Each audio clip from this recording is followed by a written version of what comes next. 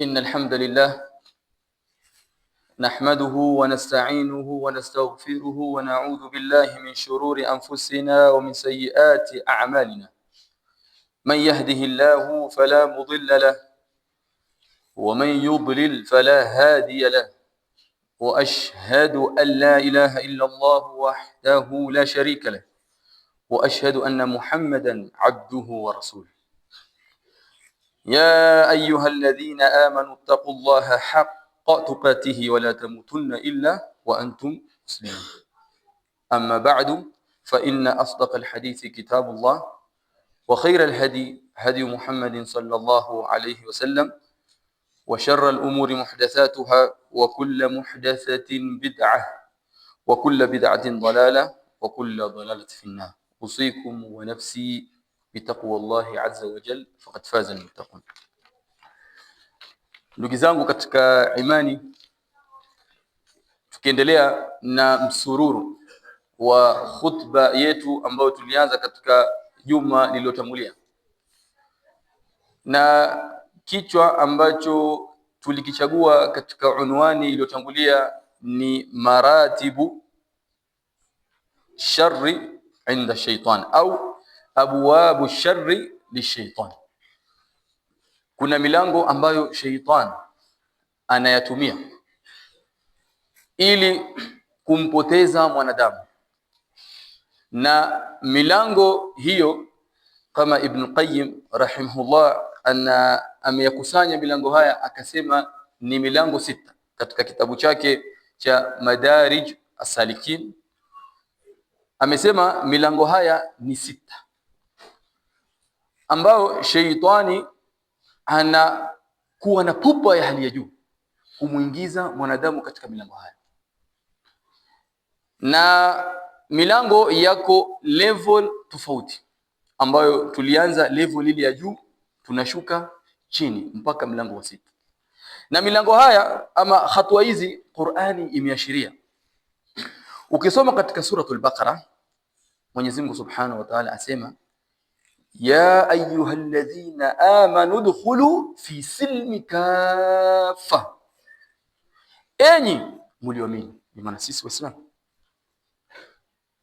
mnapokuwa munaingia katika Uislamu au muko katika Uislamu, dini ya Kiislamu, basi muingie kiukamilifu, msiwe kama ahlul kitab, kwa sababu ahlul kitab wao kazi yao ni kwenda kinyume na yale maamrisho ya mitume waliotanguliwa, muadham wengi wao.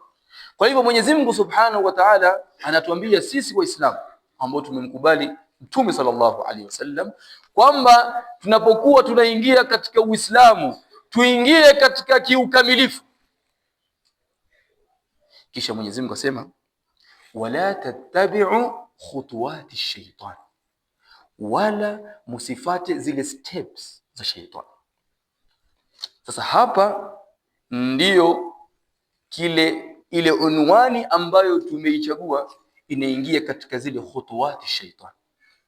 Na Ibn Kathir alipokuwa anatuelezea hii khutuwati shaitan, asema kwamba hapa anamaanisha Mwenyezi Mungu Subhanahu wa Ta'ala ni ule mwito shaitani anakuita.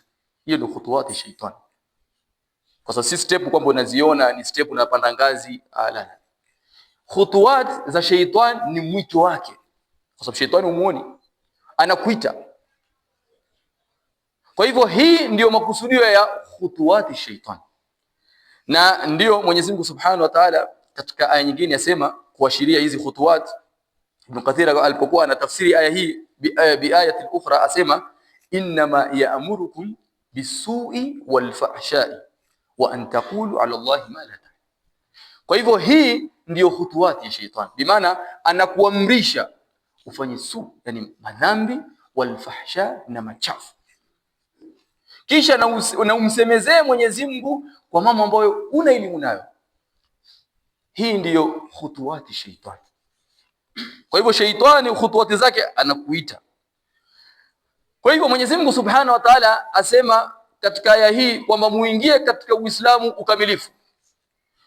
Kisha Mwenyezi Mungu anamalizia kwamba sheitani akona hatua. Kwa hivyo kuna alaka gani baina Uislamu na zile hatua za sheitani? Maana yake sheitani anakwenda mbio kukutoa katika ule Uislamu wa ukamilifu, yani bi maana kuwa na msimamo, sheitani hataki. Ndio maana ana daraja tofauti, kwa sababu atamtafuta huyu katika daraja ya juu amkose, anambia bado hajakata tumaini. Anakwenda katika daraja ya pili kumtafuta huyu mwanadamu amtie katika ile milango yake, akimpata namtuliza, ama akumpata mlango wa pili anakwenda katika mlango wa tatu, hivyo hivyo mpaka mlango wa sita. Kwa hivyo ndio Mwenyezi Mungu asema ingieni katika Uislamu kiukamilifu, wala msiitikie mwito. Ndio khutuwat, mwito wa sheitani. Kisha Mwenyezi Mungu akasema innahu lakum aduwwun mubin, kwamba sheitani ni adui aliyoko wazi wazi, kwa sababu ametangaza vita na Mwenyezi Mungu na ametangaza vita na kizazi cha Adam. Kwa hivyo katika hutuba iliyotangulia tulitaja milango miwili, tutapitia kwa haraka. Katika mlango wa kwanza, sheitani ambao anamuita kila mwanadamu ni mlango wa kumkufuru Mwenyezi Mungu Subhanahu wa Ta'ala. Shirki, ufanye uadui na Mwenyezi Mungu Subhanahu wa Ta'ala. Kwa hivyo huu ndio mlango wa kwanza ambao sheitani anakuita, kama Mwenyezi Mungu alivyoashiria katika Qur'an aliposema kama thali shaitani idh qala lil insani kfur, kama mfano wa sheitani. Hapa Mwenyezi Mungu anafananisha munafik na mashaitani, yani na sheitani, kwamba sheitani anakuita ili umkufuru Mwenyezi Mungu Subhanahu wa Ta'ala. Hii ndio kazi yake ya kwanza, na akishakupata hapa anastarehe, kwa sababu ajua kwamba ile milango mingine ni rahisi ingiza, kwa sababu huu ndio mlango anaoutaka wa kwanza. Na tukasema kwamba sheitani anapokuwa amekukosa katika mlango huu, hauko katika kufuru, bi maana Mwenyezi Mungu amekutunuku Uislamu, uko na imani ya kumwamini Mwenyezi Mungu Subhanahu wa Ta'ala peke yake, na unamwamini Mtume sallallahu alaihi wasallam, na unaamini mitume wote, uko katika imani iliyoko sawa, basi shetani anasema kwamba bado sijakata tamaa na mwanadamu huyu. Ndio mwanadamu anatafutwa na sheitani katika mlango wa pili, na ni mlango wa bid'a.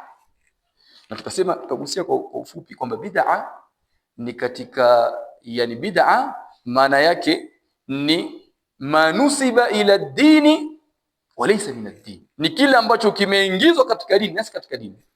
Yani ni ibada ambayo utaiabudu kwa kudai kwamba unaabudu kwa ajili ya Mwenyezi Mungu, lakini haiko katika mafundisho ya Uislamu. Sawa sawa ni kwa kuiongeza, sawa sawa ni kwa kuizuia, kwa kuizua. Hii ndio bid'a. Kwa hivyo sheitani anakutia katika mtego huo wa bid'a, na basi kama imani yako ni nyepesi, unaingia katika ule mto wake, unaingia katika mlango wa pili wa bid'a.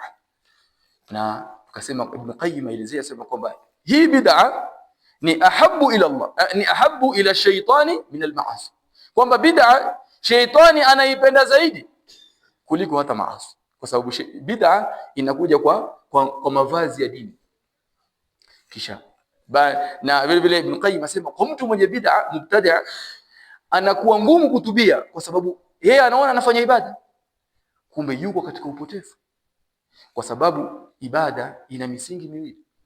Msingi wa kwanza ni ikhlas, kufanya kwa ajili ya Mwenyezi Mungu, na msingi wa pili wa ibada ni mutaba'atu rasul, kumfuata mtume. Hii ndio misingi ya ibada. Hakuna kwamba je, kwani kuna ubaya gani? Si mimi natoa sadaka, si mimi sijui nalisha maskini, si mimi, kwa sababu kila kitu kina mahali kwake. Na hii ni katika hutuba kamili tutakuja kuiandaa, kwa sababu hatuwezi kufahamiana mpaka tuipanue hutuba hii ya bid'a, lakini tunapita katika shaitani. Vile vile Ibn Qayyim aelezea, asema kwamba anapokuwa, yani shaitan bid'a anaipenda kwa sababu ni katika ibada ambayo ni ngumu wanadamu kutubia, na vile vile ni ibada ambayo mutaaddi, inakusanya watu wengi kuliko wewe ukienda kuasi, dhambi ni lako peke yako, lakini bid'a nafanya na mjumuiko wa watu. Kwa hivyo kila kipoteza wingi ni kama mfano wa kura kwenye siasa wanaelewa zaidi, kwa sababu Sheitani yeye anajali nafsi moja, ile nafsi moja sheitani anaijali kuitia motoni, anaijali sana, kama vile mtu wa kura anavyokuwa anadai ile kura moja. Sheitani ndio maana hakati matumaini, na sheitani hakuna subra ya hali ya juu. Sheitani anaweza kuingiza katika zile hatua zake, anakutarget baada ya miaka mitatu, baada ya 3 years sheitani anakutarget huko mbele, atakuanzisha na vitu, lakini target yake si hapa. Target yake anasema huyu sameshika dini vizuri, basi mimi namtaka baada ya miaka mitatu ndio nimpate. Angalau alivyokuwa na subra ya hali ya juu sana katika kutupoteza na katika kutoa katika msimamo. Sasa Ibn Qayyim anaelezea, anasema baada ya sheitani amekukosa katika mlango wa bid'a, baada kwamba Allah subhanahu wa ta'ala mwanadamu huyu amemruzuku sunna, amempa hidayah sunna. Na tufahamu ndugu zangu katika imani, yoyote ambaye amejaliwa sunna katika moyo wake, basi wallahi uksimu billah, hii ni katika neema kubwa sana ambayo Muislamu amshukuru Mwenyezi Mungu Subhanahu wa Ta'ala, kwa sababu baada ya Uislamu na afya ni Mwenyezi Mungu kukujalia kwamba wapenda sunna, uko katika sunna, na vile vile unawachukia ahlul bid'ah. Hii ni katika neema ambayo Mwenyezi Mungu Subhanahu wa Ta'ala anamruzuku mwanadamu. Mimi nikizungumza kibinafsi,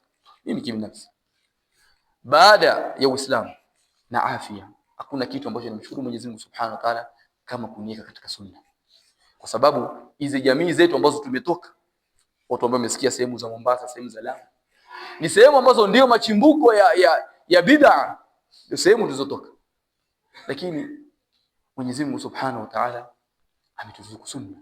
Na katika kitu ambacho namshukuru baada ya Mwenyezi Mungu Subhanahu wa Ta'ala ni mzee wangu, kwa sababu nilipoanza safari yangu ya kusoma aliniambia, kijana wangu, mimi sitaki uingie huku wala huku, nataka usome uone haki iko wapi uifuate. Na hii ndio ilinisaidia pakubwa sana katika safari yangu ya kutafuta elimu, kwa sababu nikifanya research huku na huku nikaona kwamba huku ndiko kwenye sawa, kwa sababu yani kujinasibisha na sunna na kupenda sunna na kumfuata mtume na kuacha kuna ubaya gani, basi uko katika mstari wa sawa, na shika hapo usirigeni. Sasa sheitani anapokuwa amekukosa katika hii, amekukosa katika shirki, amekukosa katika kufuru, sheitani amekukosa katika bid'a, sasa sheitani anakuwa na hasira ya hali ya juu sana, kwa sababu huyu mwanadamu nimemkosa huku mlango wa kwanza, nimemkosa mlango wa pili, wa tatu, na mimi nitafanya utaalamu wangu wote niweze kumshika hapo mwanadamu. Napo sheitani katika mlango huu ambao ni watatu, sheitani anakuingiza ni mlango wa al-kabairu bi mukhtalifa anwa'i, ni kuingiza katika madhambi makubwa, kwa sababu madhambi yamegawanyika katika sehemu mbili, al-kabairu was-saghairu. Al-kabairu ulama wanasema ni kullu ma'siyatin iqtarinat au iktaranat bil-la'na wal-ghadab wan-nar. Ukitaka kipimio, nakupa kipimio cha kujua hili dhambi ni kubwa ama ni dogo. Dhambi kubwa ni kila dhambi ambalo utakapolifanya Mwenyezi Mungu ameliambatanisha dhambi lile imma na laana, yani ukilifanya unapata laana za Mwenyezi Mungu. Kama mfano Mwenyezi Mungu asema inna Allaha la'ana, Mtume asema inna Allaha la'ana al-khamra wa 'asiriha wa sharibiha, kwamba Mtume asema Mwenyezi Mungu amemlani yote, amelani yani mnywaji tembo mwenye kutengeneza. Kwa hivyo yote ambaye anamnywaji tembo amelaaniwa. Kwa hivyo ina maana madamu kunapatikana laana, kunywa tembo ni katika dhambi kubwa. Ya pili, dhambi ambalo limeambatanishwa na ghadhabu, hasira za Mwenyezi Mungu Subhanahu wa Ta'ala, kama hadithi ambayo Mtume anasema kwamba hasira za Mwenyezi Mungu ziko katika hasira za wazazi wawili.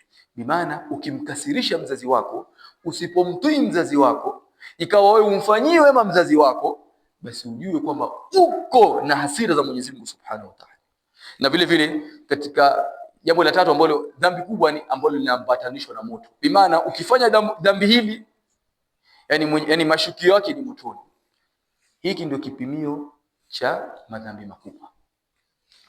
Sasa sheitan katika mbio zake baada sasa kuja kwa hasira, amekukosa katika mlango wa kwanza, amekukosa katika mlango wa pili, na mlango wa tatu sema huyu na mimi hatoki. Sasa Ibn Qayyim asema fahuwa harisun ashadda alhirs fi iqa'ihi fiha khasatan idha kana aliman matbu'an. Asema basi pupa yake inaongezeka na sheitani. Sasa hapa angalia, anayemtarget katika ile level ya tatu, anamtarget aliman matbu'an, anamtarget mwanachuoni, msomi wa dini, kisha matbu'an, mwenye wafuasi. Angalia sheitani alivyokuwa fundi wa hali ya juu sana. Hapa katika akili zetu ndogo sasa kujiuliza, na hao wengine ambao hawajasoma wako wapi? Shetani mfundi.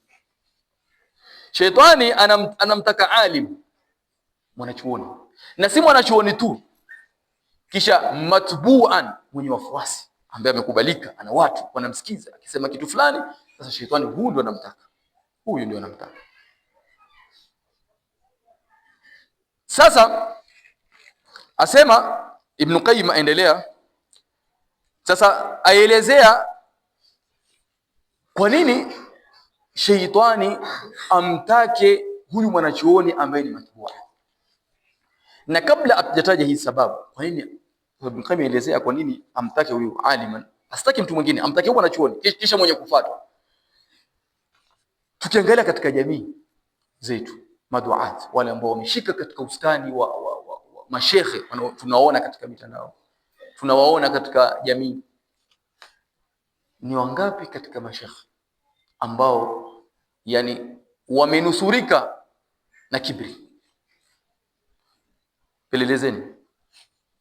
Wale ambao wana wafuasi ni haraka zaidi kuwa mwanachuoni ule mutakabbir, kibri, mwenye kujifakhirisha, mwenye kujisikia kudharau watu. Na anapokuwa anabainishiwa haki, kwa sababu mwenye Mtume saelezea kibri, yani mutakabbir ni yule ambaye anapobainishiwa haki anaikataa, kisha kazi yake ni kudharau watu. Huyo ndio mutakabbir. Ni wangapi katika wanazuoni wanaodaiwa ni wanachuoni wameepukika na ile dhambi la kibri? Na kibri katika dhambi kubwa, kwa sababu Mtume anasema yeyote mutakabbir haonji pepo, maana haingii peponi, mwenye chembe ya kibri.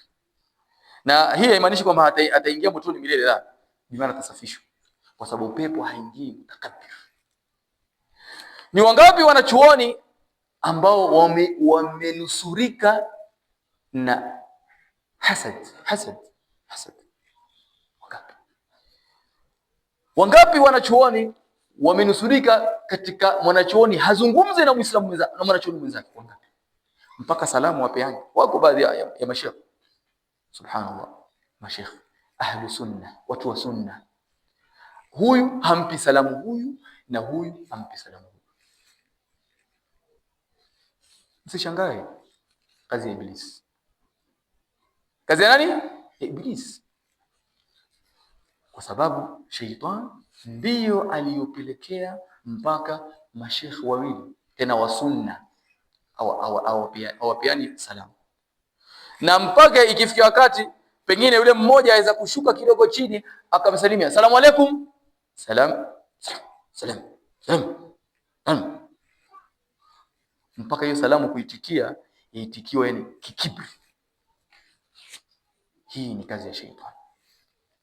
Sasa tuneni kwa maneno ya Ibn Qayyim, maana tumeona hii, naomba ni research fanyeni kwa wale wanazuoni wenye wafuasi, muangalie hizi madhambi makubwa. Nasema kwamba wote, nasema wingi shetani amewateka, wingi, isipokuwa illa man rahimahullah, isipokuwa Mwenyezi Mungu alimrehemu na alimkubali, lakini wingi wamechukuliwa na wameingia katika mtego wa shetani bila kujifahamu.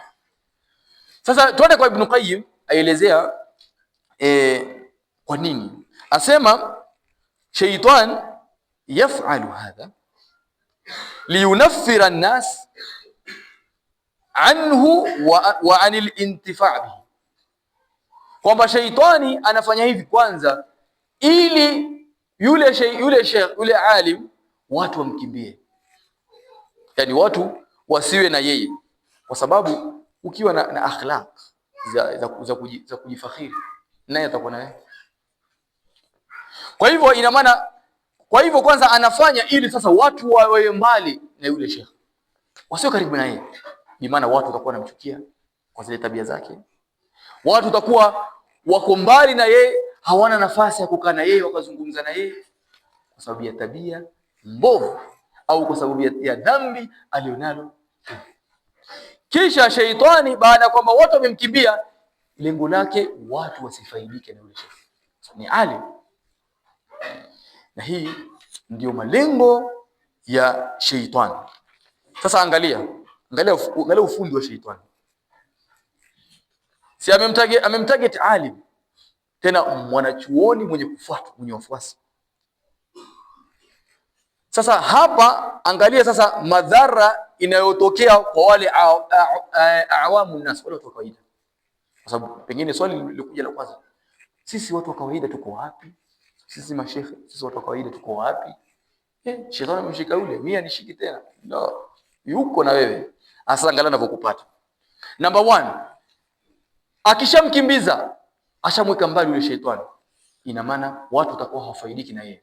Watu kama hawafaidiki na yeye, ujinga unaenea. Sio, mtofahamiana hapo?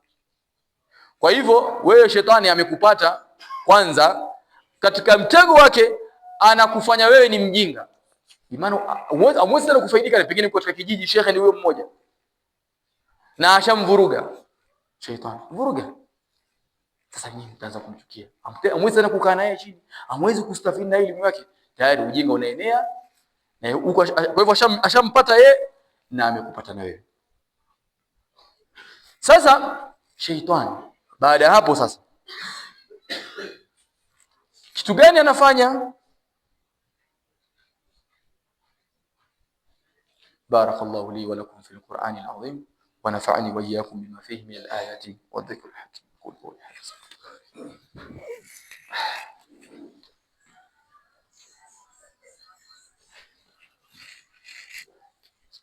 Alhamdulillah rabbil alamin wassalatu wassalamu ala rasulillahi wa ba'd. Kwa hivyo shaitani sasa kitu gani anafanya baada ya kwamba sasa ashawapata alim, ashaingizwa katika mtego wa kuingia katika madhambi makubwa, yuko pende. Awamu nas washakimbizwa, bimaana hawastafidi tena na sheikh, ujinga ushaenea. Ujinga unaenea, kuna tena kusoma, amustafidi na sheikh alim yuko mmoja na nyinyi. Sasa kisha shaitani sasa anaangalia, anafanya kazi nyingine kubwa sana, nao sasa anaandaa jeshi. Sasa wale ambao wamekimbia, sasa wale awamu nas, sasa shetani sasa ndio rais kuwateka. Sasa wale awamu nas sasa anawafanya kuwa sasa ni manaibu wake. Kivipi? Anawafanya sasa hawa wanaanza sasa kueneza yale makosa ya yule sheikh. Wanaeneza vipi? Mbona amumsikizi sheikh? Sheikh mutakabbir, sheikh mwovu, sheikh ajuka na watu. Shetani yule ni shetani. Lakini sasa shetani alipokuwa fundi kwa huyu ambaye yuko katika hali hii, akiambiwa mbona uende kukaa kwa sheikh ukasoma, mbona ukai chini ukastafidi, takaa naye vipi yule mtakabbir? Sasa unaanza kueneza. Sasa kwa shetani anakuja kwa sura ya tadayyunan wa taqarruban ila Allah. Sasa yeye yule, wale maawamu nas wanaona kwamba wako katika ibada, wanaona kwamba lile ni jambo zuri kuwa mbali na yeye, wanaona kwamba bado, kwa sababu wao wajiona wao sawa, wajiona ni dini, wanafanya kuwa mbali na yeye kwa sababu ni mutakabbir.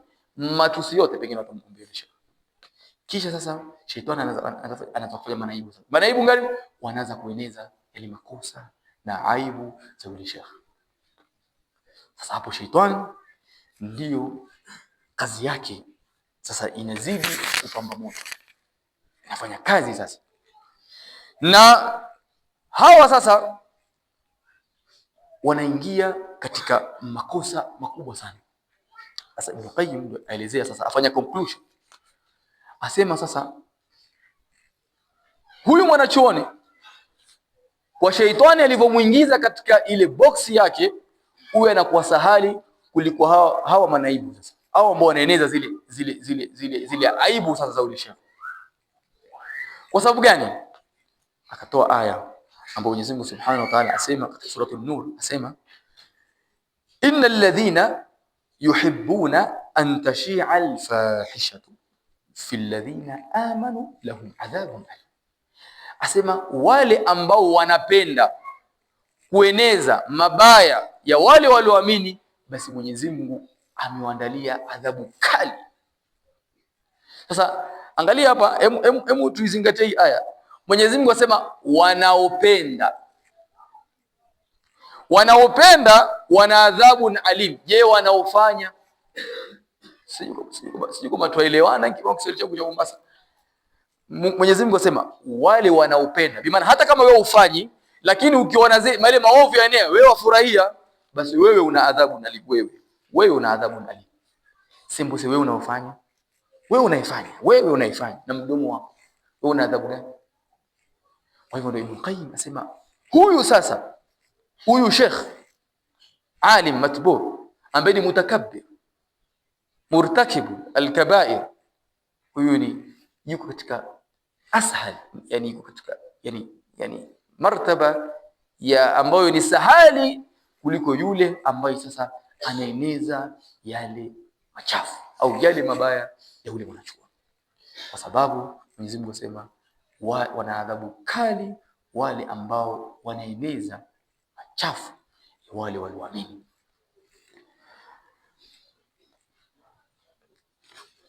Kisha na yule mwanachuoni vipi? Ibn Qayyim asema yule ambaye sasa anasemezeshwa vibaya, Ibn Qayyim asema mwanachuoni ni dhalimu li nafsi, amejidhulumu nafsi yake, na hatahesabiwa kwa lile dhambi lake, bado hatahesabiwa kama ni mutakabbir, kama ni hasi, ama kama ni madhambi mengine yote makubwa, hatahesabiwa huyo mwanachuoni.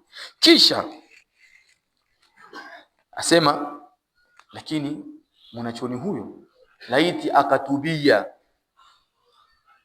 akarejea nyuma sasa, akamwomba Mwenyezi Mungu Subhanahu wa Ta'ala kwa ile dhambi aliyofanya, basi Mwenyezi Mungu atabadilisha yale madhambi yake kuwa thawabu, kwa sababu Mwenyezi Mungu anapenda wale wanaorejea kwake. Na hawa ambao wako katika kazi ya kueneza yale machafu au mabaya ya ule mwanachuoni, basi hawa hakuna budi vile vile waregee nyuma na walete tauba na waache kueneza zile aurat, zile zallat ambazo za yule mwanazuoni. Na kitu kimoja tufahamu kwamba huyo mwanachuoni ni mwanadamu, na mwanadamu anaweza kukosea. Kwa hivyo kitu ambacho kinatakikana ni mwanachuoni arejee nyuma tu, na wale wenye kufata zile aibu za watu waache hayo mambo, hasatan ulama, wale maulama ambao wanakubalika na wanafuatwa na baadhi ya watu. Na kitu vile vile sasa, jambo gani ambalo tutakiwa tufanye kwa huyo alim ambaye ni murtakib alkabair? Ni kumnasihi, kumfanyia nasaha. Na hapa kwa nasaha, nukta muhimu sana ifahamike.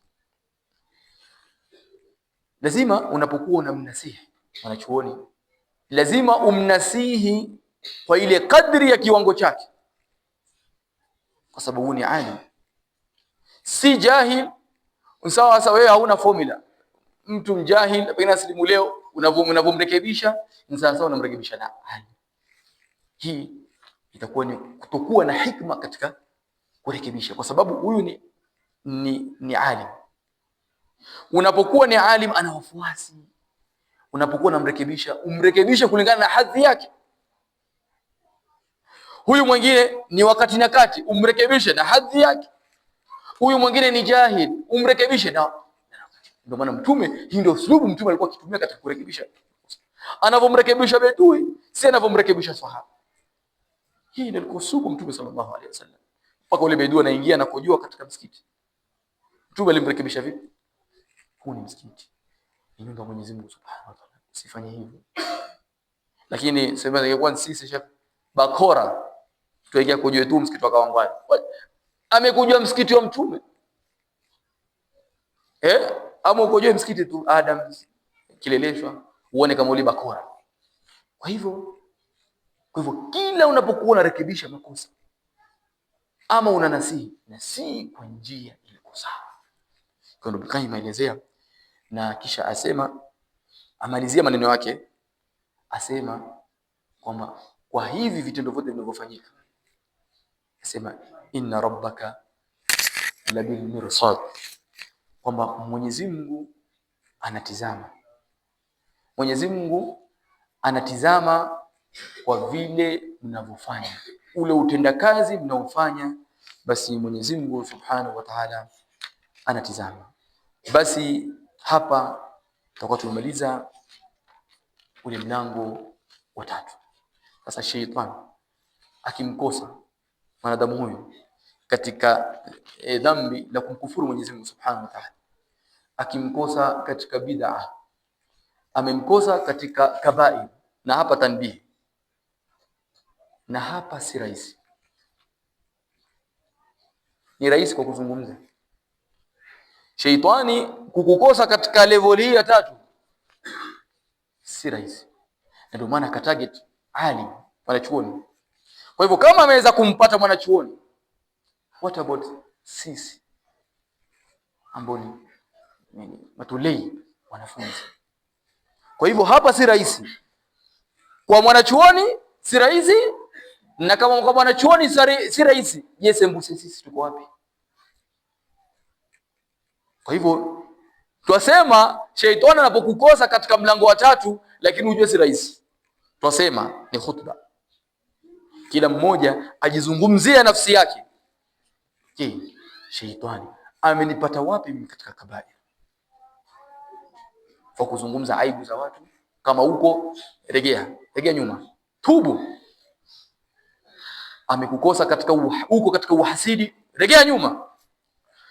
Huko katika kuwa na kibri, regea nyuma. Huko katika dhambi nyingine yote kubwa, kuzini na nyinginezo, regea nyuma. Kwa hivyo katika khutba inayokuja, sheitani amekukosa katika level ya 3, basi utapambana naye katika level ya 4 katika khutba itakayofuata. Ibadallah, inna Allaha wa malaikatahu yusalluna ala an-nabi ya ayyuhalladhina amanu sallu alayhi wa sallimu taslima. Allahumma salli ala Muhammad wa ala ali Muhammad kama sallaita ala Ibrahim wa ala ali Ibrahim innaka Hamidul Majid. اللهم اعز الإسلام والمسلمين وأذل الشرك والمشركين ودمر أعداء الدين. عباد الله، إن الله يأمر بالعدل والإحسان وإيتاء ذي القربى وينهى عن الفحشاء والمنكر والبغي يعظكم لعلكم تذكرون. فاذكروا الله العظيم الجليل يذكركم واشكروا له على نعمه يزدكم ولذكر الله أكبر والله يعلم ما تصنعون. أقم الصلاة.